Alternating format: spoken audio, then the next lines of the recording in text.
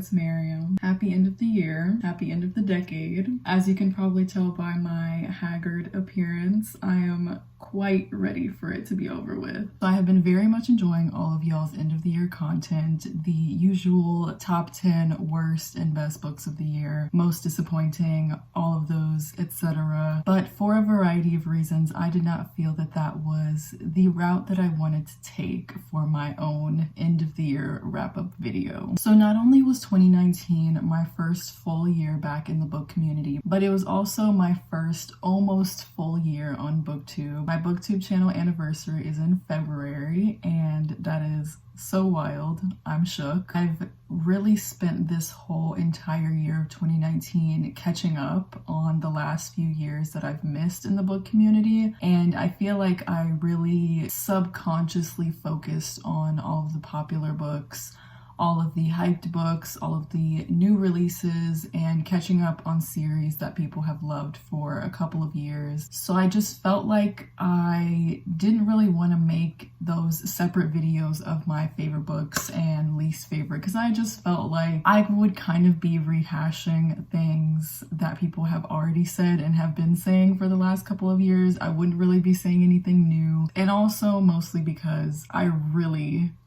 suck at talking about books that I love for some reason. If I dig really deep in my footage from the past year when I'm talking about a book that I really loved, you would see a lot of me staring into space for like 3 minutes at least. So instead, I will be tier ranking all of the books that I read in 2019. I know that tier ranking was kind of a YouTube trend that came and went a couple of times this year, but it stands to be one of the most entertaining of videos that I like to watch. So that's what we're doing, because I do what I want. So without further ado, let's get into it. Hello, this is Editing Miriam, dropping in to tell you that my laptop failed to record the entire screen recording for this entire video. So everything you're about to see are a bunch of screenshots instead of the actual interactive video. So yeah, if anything's messed up, just know that I'm trying my best. Back to the video. Okay, so as you can see here, I have created an entire tier ranking list with all of the books that I read, most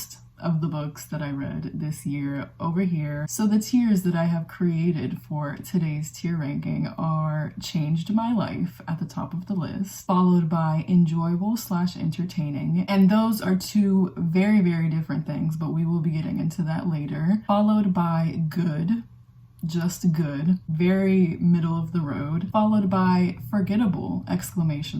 Pretty self-explanatory. And lastly, at the bottom of the tier, we have Wish I Could Forget. So I made this entire thing like at 3 a.m. one night a week and a half ago. So I have completely forgotten all of the books that I have on here. I have no pre-ranking thoughts. This is going to be completely off the cuff, and it's going to be very interesting. So let's go. Firstly, here we have Truly Devious by Maureen Johnson, and we are not starting off on a good note. This is a very easy forgettable !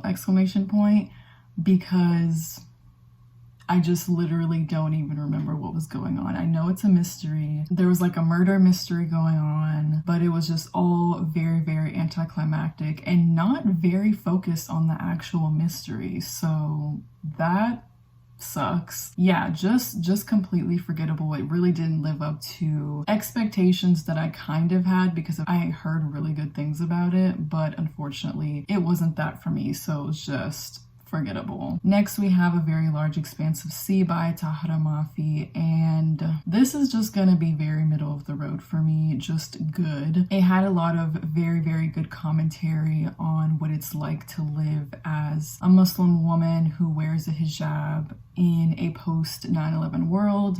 However, it had a lot of elements that I just really wasn't interested in seeing, mostly the Muslim girl falling in love with a white boy trope, which is just boring at this point. Like, it's just, can we come up with something else? So we're just gonna stay at good. Next, we have Clockwork Angel by Cassandra Clare. This book series really did some things for me. If you have not seen the entire 30-minute video that I did rambling about it while painting my nails black, it's an experience and you should go watch that if you're interested. I binge read these books, so I don't really remember too much of like what specifically happened in the first two books. I remember what happened in the third book because I'm deeply traumatized by it.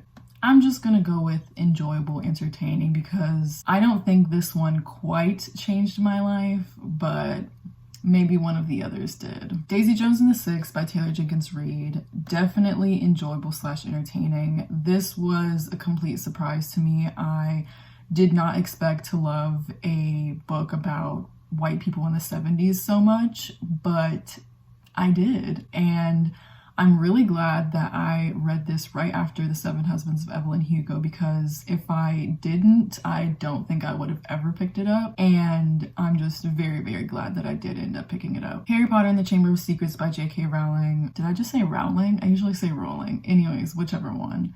I'm just gonna say good. It definitely should be in the enjoyable / entertaining tier, but J.K. Rowling is just so fucking annoying, so it's going in the middle. We Hunt the Flame by Hafsa Faizal. Finally, we have a Change My Life tier. I love this book so much. I hyped it up so much on all my social media. I really want everyone to read it just because it's just so good. Like, it's the first own voices Arabian fantasy I've ever read, and it was just everything that I love in the world. I felt so seen by it, and I just had the most amazing time reading it. Can't wait to reread it in the new year. And also, I cannot wait for the second book, We Free the Stars. That cover is the most beautiful cover ever, and I'm gonna buy like 100 copies of it. Aristotle and Dante Discover the Secrets of the Universe. We are on a roll here. This book changed my entire life. It has been one of my favorite books of all time since I read it in like 2016, I believe. But I reread it this year for the first time, and I reread it during one of my depressive episodes earlier in the year. It was towards the end of my college career, and I was going through it, to say the least. Reading it, I realized how similar I am to Aristotle, the main protagonist. Me and him just have the same symptoms of depression, and it's just a book that gives me so much hope. It just is so hopeful of a story, and it's so filled with love, and it is very sad in a lot of ways, but it's just very healing to me in that respect. Yeah, I don't know. This is what I meant when I said I can't talk about books that I love, because I just love it so much and it means so much to me. So definitely changed my life this year. The Seven Husbands of Evelyn Hugo, definitely, I don't know. It's in the middle. It's in between changed my life and enjoyable / entertaining. But ultimately, I think it's more enjoyable / entertaining. It didn't change my life. It's not on the scale of the books that are in the Change My Life tier, but it's definitely an amazing book, and I'm really glad that I read it this year. The Prince and the Dressmaker, I definitely put it in the good category, but like it's on the higher end of just good. I recently read it. It's actually the most recent book that I've read at this point. I have not been reading, but I did read this one. It was very quick. It was very cute. It was very heartwarming and just so great to see the things that were represented in this book. And I just found myself smiling so much at this. So definitely recommend it if you haven't read it yet. Okay, so Girls of Paper and Fire by Natasha Nyan. I really enjoyed this book. It was very solid. Like, that was like the quickest 4 stars I've ever given a book. It was just so solid. It wasn't 5 stars for me, but it was a very solid arc. It had a beginning, it had a middle, it had an end. It had great characters. It had a whole plot line that was really developed. I just found it really interesting and well done, but I unfortunately have little to no desire to keep going with the series. I was just very content with what I got in the first book, and I didn't really feel any need to continue. That is not to say that the first book wasn't like really good. I think I'm just gonna put it in highly enjoyable / entertaining. Like, also it's a sapphic romance, so like we really stand How to Be Remy Cameron. This was good. It was just good. It was definitely, as I can remember it, suffering from a grown person writing about teenagers and not really writing it very accurately, especially in like the dialogue. It was so corny, but ultimately it was a book representing a lot of really good things. Children of Blood and Bone by Tomi Adeyemi, definitely highly entertaining and enjoyable. I loved this one. I actually own Children of Virtue and Vengeance. It's right here, but as I said, I have not been reading, so I'm hoping to get to it very, very soon. The Devouring Grey by Christine Lynn Herman. Absolutely forgettable. This did not live up to any kind of expectations that I had. It was so boring. If those characters in that book were replaced by cardboard cutouts, I would not have known. I would not have noticed. I really, really liked the concept, but the execution was just not there for me, so forgettable. Sorcery of Thorns by Margaret Rogerson, highly enjoyable / entertaining. This was by no means amazing, but this is where the / entertaining in that tier really comes through, because the second half of that novel, I was gagged, especially the end. World building and the character work was not in any way superb or life-changing, but it was just so enjoyable for me, and I really just found myself loving the dynamics between the characters. So yeah. Orange by Ichigo Takano, the manga series. This definitely is bordering on changed my life, but since I haven't completely gone out of my way to get the second volume collection, I think I'm just gonna end up putting it in the second tier. This was really, really amazing though, and it definitely discusses some very, very important topics, and I enjoyed it a lot, so it's definitely going there. Gentleman's Guide to Vice and Virtue by Mackenzie Lee. I believe this was one of the first books, if not the first book that I read this year. I think it might have been the first one. I'm not sure, but I absolutely loved the characters in this book. I thought they were really amazing, and I was very, very interested in them. But unfortunately, this is one of those books that I say has way too much plot and not enough of the characters. This is one of those books where I was begging these characters to just sit down and just develop and talk and not do anything for the rest of the book. But they were thrown into all of these insane adventures, just a very nonsensical wild goose chase, if I may say. I did not enjoy that at all. So it's just very, I'm gonna put it at good, just because I really, really did love those characters, but that plot, girl. Cinder by Marissa Meyer. I think I'm gonna also put this in good, just because this was a very, very typical early 2010s YA romance type situation. A lot of people say that this series just gets better and better with the rest of the books, but this is the only one that I have read.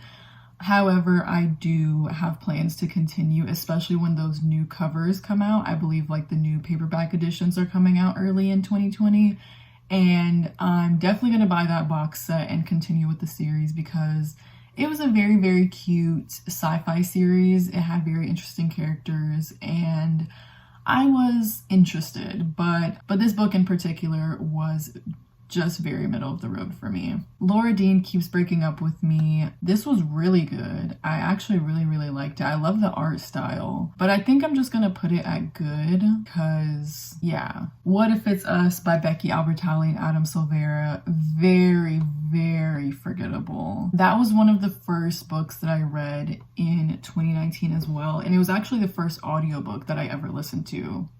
Fun fact. But I feel like since the audiobook was so good, it kind of tricked me into believing that the story was better than it actually is. This was very, very corny, very cheesy, and Pretty much the only thing I remember about this book is the amount of times Harry Potter and Hamilton was referenced, and that is not necessarily a good thing. So yeah, Red, White, and Royal Blue by the Casey McQuiston changed my life abso-fucking-lutely. I'm actually not that much of a rereader. Like I usually have to wait either several months or years for me to reread a story, just because I feel like I have a pretty good memory when it comes to books, and usually it just kind of seems redundant to immediately reread a book after reading it the first time. But Red, White, and Royal Blue,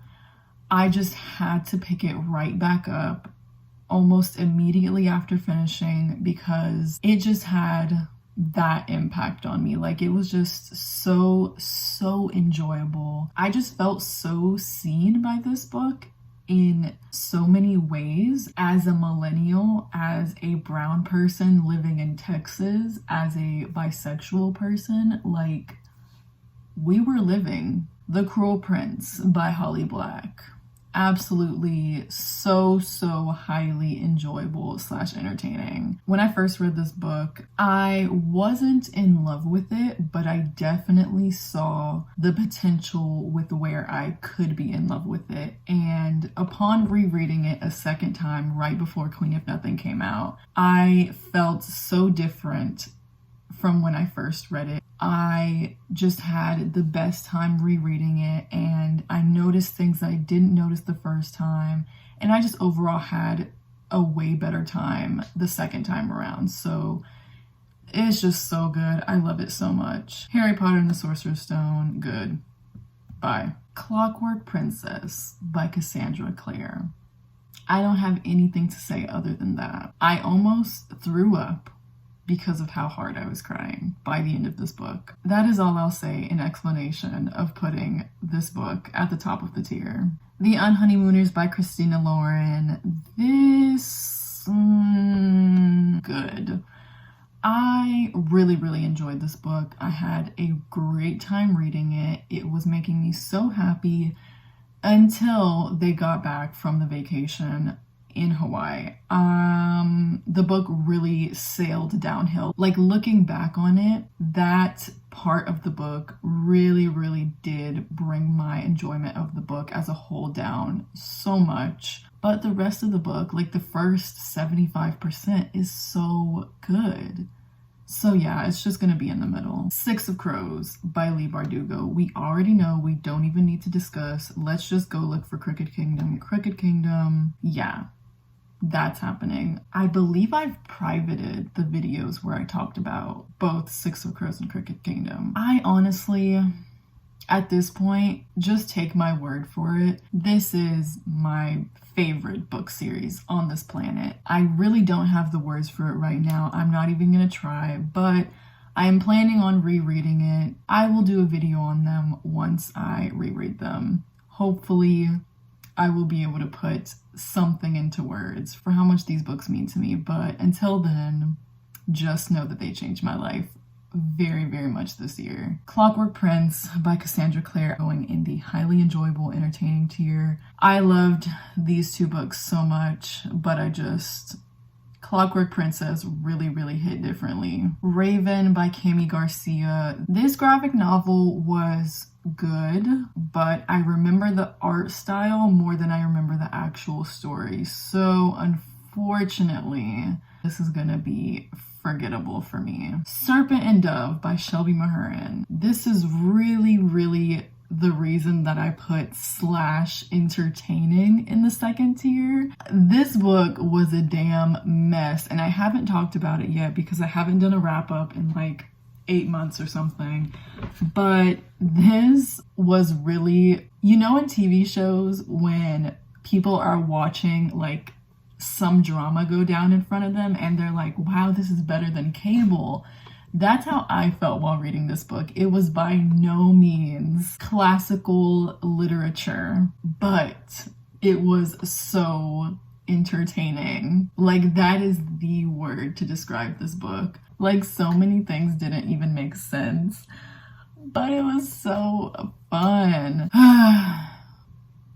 Wayward Son by Rainbow Rowell. That's pretty much the only thing that's gonna be in that tier. I wish I could fucking forget that book. Anyways, let's move on. I Wish You All the Best by Mason Deaver. I'm gonna put this book at good, just because I don't really think I can say that it was highly enjoyable / entertaining. That doesn't really feel to me like it fits what this book was like about. Wicked King by Holly Black. Yeah, this is just so highly enjoyable, so entertaining. This book was so damn dramatic, like the betrayals, the intrigue, the politics. Like, this book is polarizing. Like, people either really love it or really hate it. Like, it's either your least favorite or your most favorite of the series. And this is my personal favorite book of the series. I just love it so much. Okay, I'm gonna ignore the order that these last few books are in. So let's go with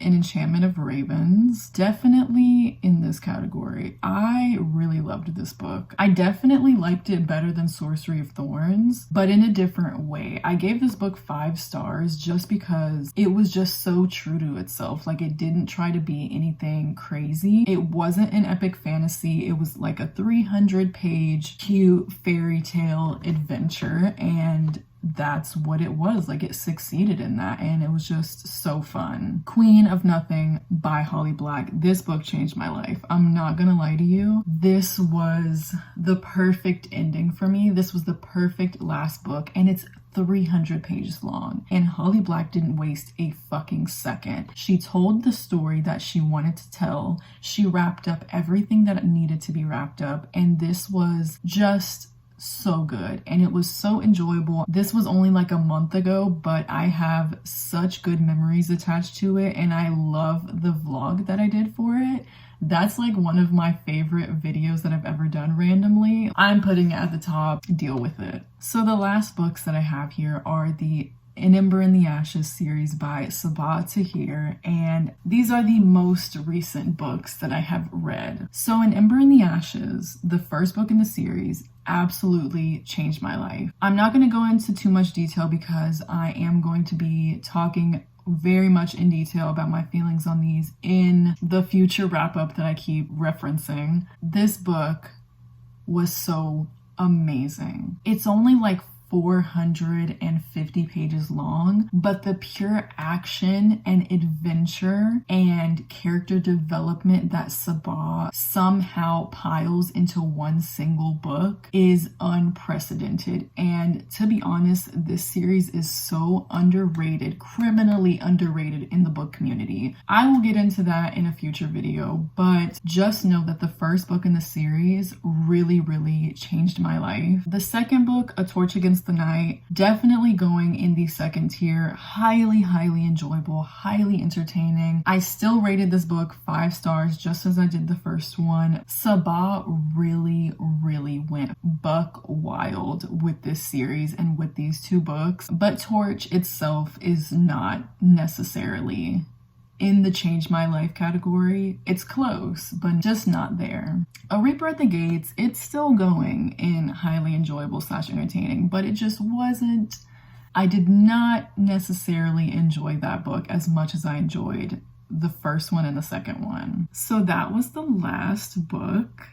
Let me take a look at this. Yeah, I think this is pretty much what I think about every single book that I read this year. Before I end the video, I do want to quickly run through some of my 2020 bookish goals. In 2020, I really want to work on broadening my horizons in terms of my reading habits. I have plans to get more into high fantasy specifically, and also sci-fi. I have plans to get into a lot of Brandon Sanderson, and also I just watched the new Witcher adaptation on Netflix, and the second season is not coming out until 2021, so I will be attempting to read that series. Also in 2020, I really want to stop thinking about numbers so much, specifically the number of books that I read per month. Throughout the year, I've definitely gotten better at this, but at the beginning of my booktube channel, I was really berating myself every single month for only reading like 2 or 3 books in one month, which is still amazing. Just because it's way less than what most people in the book community read per month, that does not invalidate that. And kind of in relation to that, I think that in 2020 I will not be doing monthly wrap-ups, and that's for a couple of reasons. One being, I feel like when I read 1 or 2 or 3 books in a month, it just feels really counterproductive to make a wrap-up, and it just kind of makes me feel like I'm bad at booktube, even though it definitely doesn't mean that at all. That's just kind of what it makes me feel. And also, I haven't really been liking how my single month wrap-ups turn out, and that's mostly because I feel like I'm not explaining myself well. One of my favorite videos that I've done actually on my channel is my summer wrap-up, when I wrapped up all of the books that I read in June, July, and August. I really felt like, because I took my time thinking about those books and let them kind of marinate and settle in, I feel like when I have time to think about books like that, my reviews or my wrap-up videos turn out a lot better because of the time that I took to really think them through. So in 2020, I'm definitely going to be doing more reading vlogs than wrap-up videos, and my wrap-up videos will kind of just be like a recent reads, or like what I've been reading recently, or something like that. Also, a little bit of self-promo. I'm not sure when exactly this video will be going up, but most likely it will be going up after Demigodathon has started. Demigodathon is my read-along that I'm doing of the Percy Jackson The Olympian series with 4 other booktubers. We are starting with The Lightning Thief on December 29th, and we are going to read the entire series up until February 1st. So if you want more information on that, I'll put my video announcement up in the cards and also in the description, but I'm so excited to be doing that, and it's just going to be a perfect way to ring in the new year. So yeah, I hope you enjoyed this video, and I'm really excited to see what 2020 holds for my booktube channel and my reading and just life in general. So yeah, I hope you have a great rest of your day or night, and I hope you have an amazing 2020, and I'll see you in the next video. Bye.